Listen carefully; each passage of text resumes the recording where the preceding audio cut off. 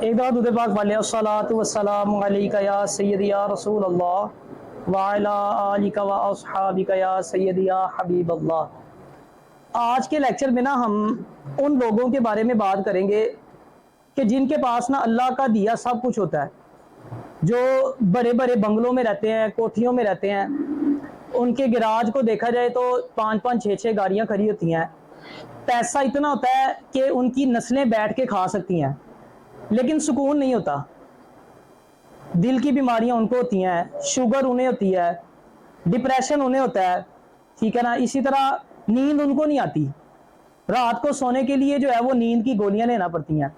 اچھا، یہ سب کچھ ہونے کے باوجود سکون کا نہ ہونا یہ بھی سمجھ لیں کہ اللہ پاک کا ایک عذاب ہی ہے بندے کے اوپر، کہ آپ کے پاس سب کچھ ہے لیکن سکون نہیں ہے۔ دیکھیں، پرسکون جو زندگی ہوتی ہے وہ کامیاب زندگی سے بہتر ہوتی ہے۔ یعنی سب کچھ ہے آپ کے پاس، سکون ہی نہیں ہے۔ اب وہ جو ساری چیزیں آپ کے پاس موجود ہیں ان کا کیا کریں گے؟ اچار ڈالیں گے آپ، سکون نہیں ہے، ٹھیک ہے نا۔ تو آج کے لیکچر میں ایک تو اس کی کچھ ریزنز دیکھیں گے، ویسے تو اس کی بہت سی ریزنز ہو سکتی ہیں، لیکن میں 3 سے 4 جو مین ریزنز ہیں وہ آپ سے شیئر کروں گا، اور لاسٹ پہ جو ہے وہ ہم اس کا سلوشن بھی دیکھیں گے کہ کس طرح ہم جو ہے وہ ایک پرسکون زندگی گزار سکتے ہیں۔ اچھا، اس کی جو سب سے میجر ریزن ہے وہ جیسے قرآن پاک میں اللہ پاک نے فرمایا کہ جو دلوں کا سکون ہے وہ کس میں ہے؟ ذکر میں ہے۔ جو بندہ اللہ کے ذکر سے غافل رہتا ہے وہ ہمیشہ جو ہے وہ بے اطمینانی والی زندگی گزارتا ہے، اس کی زندگی میں سکون نہیں ہوتا۔ اس کو آپ دنیا جہان کی نعمتیں دے دیں، سکون نہیں اس کے پاس ہوگا۔ اور مزیدار بات ہے کہ دنیا کی نعمت سے سکون ملتا ہی نہیں، سکون تو جیسے اللہ نے فرما دیا کہ میرے ذکر کے اندر ہے۔ اچھا، دوسری جانب وہ لوگ جو اللہ کا ذکر کرتے رہتے ہیں، جو اللہ کے ذکر سے غافل نہیں ہوتے، اگر آپ ان کی زندگی اٹھا کے دیکھیں تو چاہے ان کے پاس دنیا کا مال و دولت نہ ہو، لیکن ان کو اللہ پاک نے سکون کی دولت عطا کی ہوتی ہے۔ آپ صحابہ کی زندگی اٹھا کے دیکھیں، آپ نے کبھی دیکھا ہے کہ صحابہ جو ہے وہ کیا بڑے بڑے بنگلوں میں رہتے تھے؟ کیا وہ شاہی لباس پہنا کرتے تھے؟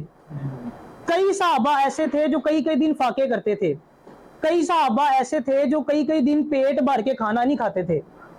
کبھی آپ نے سنا کہ ان کو ڈپریشن ہوا ہو؟ کوئی صحابی جو ہے وہ سونے سے پہلے نیند کی گولیاں لیتے ہوں؟ کیوں؟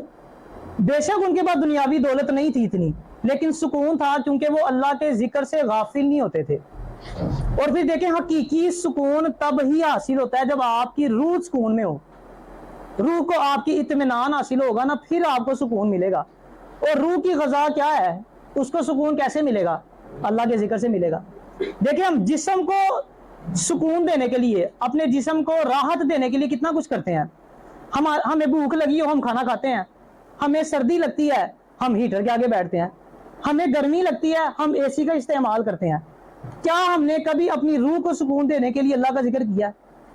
وہ نہیں ہم کرتے۔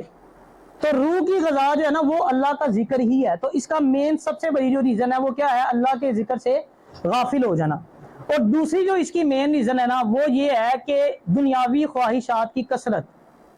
جس بندے میں دنیاوی خواہشات کی کثرت زیادہ ہوگی کثرت ہوگی، وہ بندہ ہمیشہ جو ہے وہ بے اطمینانی کی زندگی گزارے گا۔ اس کی زندگی کے اندر جو ہے وہ سکون نہیں ہوتا، کیونکہ یہ جو دنیاوی خواہشات ہے یہ دلدل کی طرح ہوتی ہیں۔ جب آپ اس میں قدم رکھتے ہیں تو آپ اس کے اندر دھستے چلے جاتے ہیں۔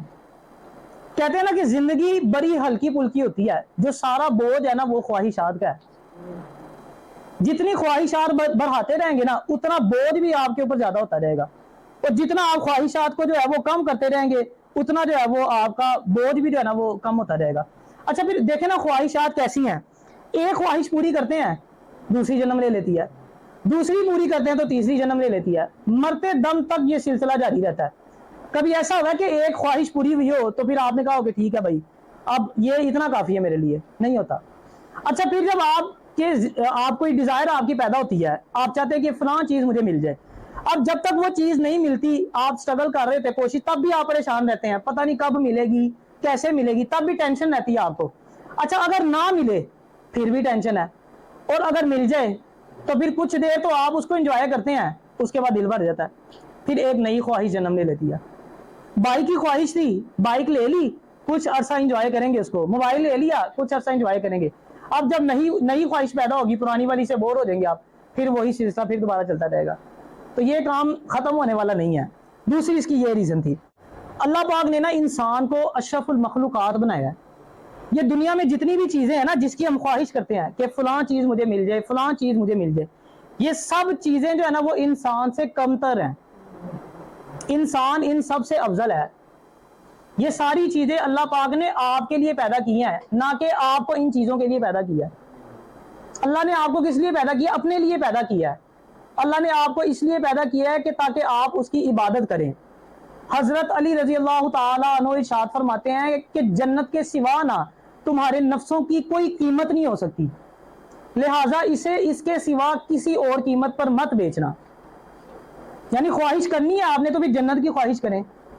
یہ دنیاوی خواہشات زیادہ افضل ہے کہ اللہ کی رضا افضل ہے یا جنت افضل ہے؟ حقیقی سکون تب حاصل ہوگا جب آپ اپنے سے بہتر چیز کی خواہش کریں گے۔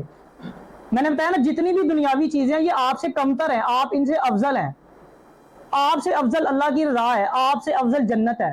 تو یہ چیزیں آپ کو جو آپ سے افضل ہے وہ ملیں گی تو ہی حقیقی سکون حاصل ہوگا۔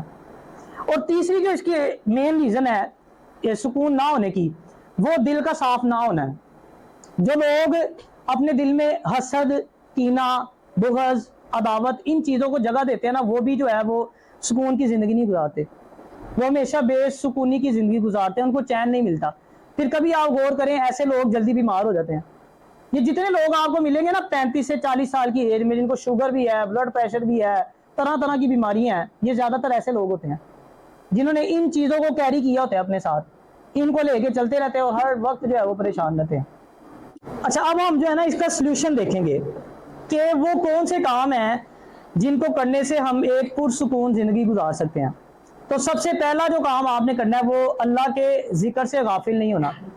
ہر وقت اللہ کے ذکر میں مصروف رہیں اگر آپ سکون چاہتے ہیں تو۔ نماز پڑھیں، قرآن پڑھیں، ٹھیک ہے، درود پاک کی کثرت کریں، استغفار کریں۔ یہ ساری کی ساری چیزیں جو ہیں وہ ذکر کے اندر داخل ہیں۔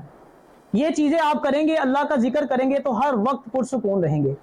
دوسرا کام جو آپ نے کرنا ہے اپنی خواہشات کو کم کرنا ہے۔ جتنی خواہشات کم ہوں گی نا اتنا زندگی میں سکون زیادہ ہوگا۔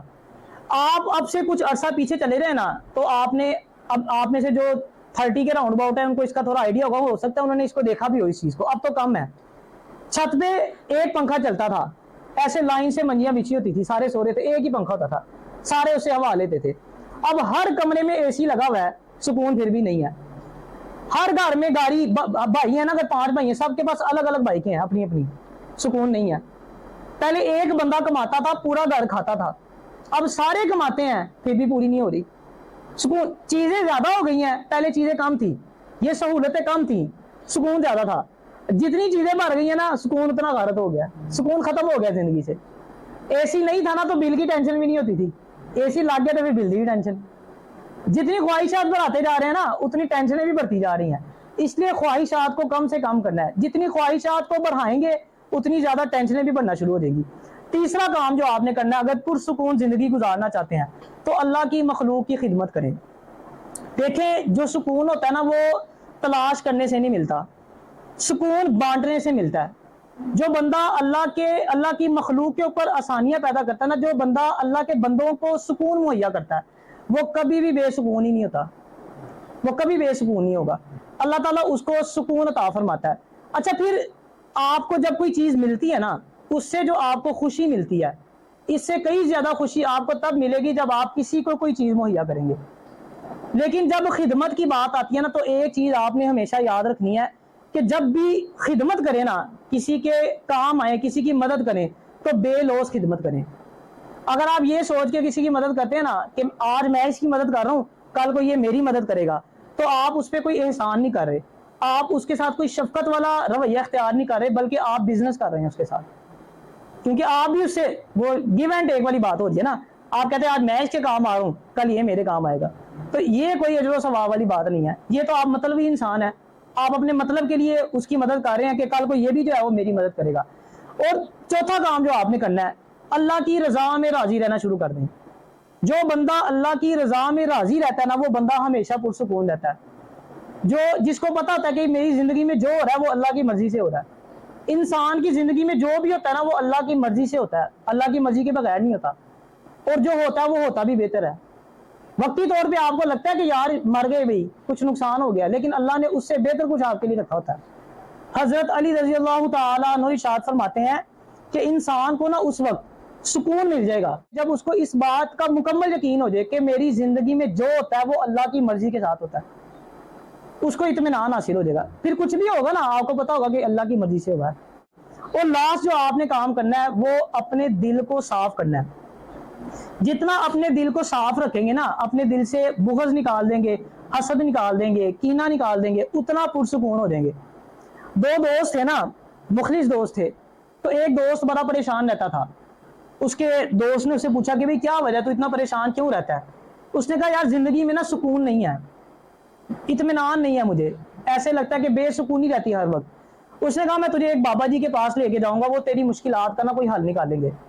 اس نے کہا ٹھیک ہے، وہ لے گیا بابا جی کے پاس۔ بابا جی بزی تھے، انہوں نے کہا بیٹا کل آنا، میں تمہاری کل بات سنوں گا پوری، کل میں نے کسی کام سے بھی جانا ہے، سفر پہ جانا ہے، میں تمہیں اپنے ساتھ لے جاؤں گا، تو راستے میں تم مجھے اپنا مسئلہ بھی بتا دینا۔ اس نے کہا ٹھیک ہے۔ اگلے دن ٹائم پہ پہنچ گیا، بابا جی نے کہا چلو چلیں۔ بابا جی نے ساتھ ایک بیگ اٹھا لیا، اس بیگ میں کچھ پتھر تھے، انہوں نے اس کو کہا یہ بیگ تم پہن لو۔ بیگ پہن لیا، اس نے چلنا شروع کر دیا، ساتھ ڈسکشن شروع ہو گئی۔ تھوڑا سا آگے گیا نا، ظاہری بات ہے پتھر تھے، ویٹ تھا اس کا، چلتے چلتے تھک گیا جناب، تھک کے بیٹھ گیا نیچے۔ بابا جی نے کہا کیا ہوا؟ اس نے کہا اس وزن کے ساتھ تو میں نہیں چل سکتا، یہ بڑا بوجھ ہے۔ آپ نے جو ہے نا بیچ میں سے ایک پتھر نکال دیا، پھر چلنا شروع کر دیا۔ تھوڑی دیر چلا، پھر تھک گیا، پھر بیٹھ گیا، نہیں جی نہیں چلا جا رہا، بوجھ بہت ہے۔ پھر ایک پتھر نکال دیا، پھر تھوڑا لائٹ ویٹ ہو گیا، پھر تھوڑا مزید زیادہ چلا تھوڑا سا، پھر تھک گیا۔ اچھا اس طرح چلتے چلتے ظاہری بات ہے ویٹ تھا، آہستہ آہستہ پتھر نکالتے گئے، ایک وقت آیا کہ سارے پتھر نکال دیے بیگ میں سے، بالکل ہلکا ہو گیا۔ اس کو بڑا اچھا فیل ہوا، اس نے کہا مجھے تو بڑا سکون اطمینان حاصل ہو گیا۔ اس نے بابا جی سے کہا بابا جی جیسے آپ نے میرے جسم کا بوجھ ہلکا کیا نا، اسی طرح میرے دل کا بوجھ بھی ہلکا کر دیں۔ بابا جی نے بڑا پیارا جواب دیا، آپ نے فرمایا بیٹا اگر تو چاہتا ہے نا کہ تیرے دل کا بوجھ ہلکا ہو جائے، تو جیسے میں نے تیرے یہ بدن سے پتھر ہٹا دیے نا، تو اپنے دل کے اوپر سے پتھر ہٹا، غیبت کا پتھر ہٹا دے، حسد کا پتھر ہٹا دے، بغض کا پتھر ہٹا دے، نا معاف کرنے والا پتھر ہٹا دے، خواہشات کا پتھر ہٹا دے۔ جب یہ سارے پتھر اٹھا لے گا اپنے دل کے اوپر سے، تو تیرا دل ہلکا ہو جائے گا۔ یعنی یہ ساری چیزوں کو اپنے دل سے نکالنا ہے، پھر آپ کو اطمینان حاصل ہوگا۔ تو چند چیزیں سے اس پہ آپ نے عمل کرنا ہے۔ لاسٹ پہ بس آپ کو ایک نصیحت کرنا چاہوں گا کہ اگر آپ چاہتے ہیں نا کہ آپ اللہ کے نیک بندے بن جائیں، آپ اللہ کے پسندیدہ شخص بن جائیں، تو ہمیشہ دو چیزوں سے نا دوری اختیار کریں، ایک غصہ اور دوسرا تکبر۔ غوث پاک رحمۃ اللہ تعالی علیہ فرماتے ہیں جب تک تیرے اندر غصہ باقی ہے، جب تک تیرے اندر غرور باقی ہے، ان چیزوں کے ہوتے ہوئے کبھی بھی اپنے آپ کو اللہ کا نیک بندہ تصور نہ کرنا۔ یعنی ان چیزوں کو نکالو گے پھر ہی آپ اللہ کے قریب ہوگے، جب تک یہ چیزیں آپ کے اندر ہیں آپ اللہ کے نیک بندے نہیں ہیں۔ اللہ تعالیٰ ہمیں تکبر سے بھی بچائے، اللہ تعالیٰ ہمیں غصے سے محفوظ رکھے، اور اللہ تعالیٰ ہمیں جو ہے وہ اطمینان والی پرسکون زندگی عطا فرمائے۔ اللہ تعالیٰ ہمیں عمل کی توفیق عطا فرمائے۔